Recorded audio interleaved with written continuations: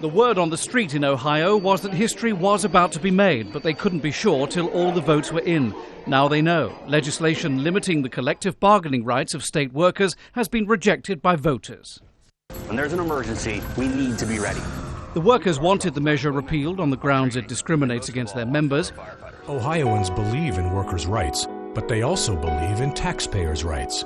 The governor and the Republican legislature said the law was vital to save money. You see it in what's happening around the country. Union leaders suspect what was really behind the now overturned bill was union bashing by politicians and their billionaire backers. This was their legislative intent, to try to take away the power and the voice of working people. Ohio is not the only Republican-led state that's been going after labor and trade unions. Earlier this year, thousands of people took to the Capitol building in Wisconsin, battling for their collective bargaining rights. It ended in a state Supreme Court ruling in June, which cleared the way for the law to go into effect. Trade unionists talk about the need to correct an imbalance, and what they mean is big business can afford to buy influence among politicians by funding their political campaigns. The only way an individual trade union member can hope to achieve the same level of influence is through collective bargaining, a union worker representing the members at the top table.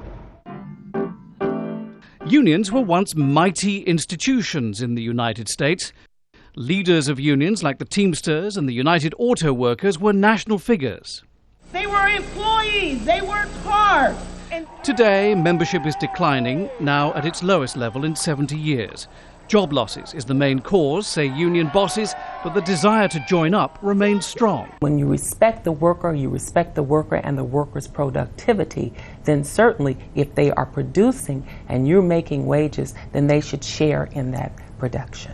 The outcome of the vote in Ohio is notable not least because turnout was unusually high, but because the state will play a key role as a swing state in next year's presidential election. Terrett, Al Jazeera, Washington.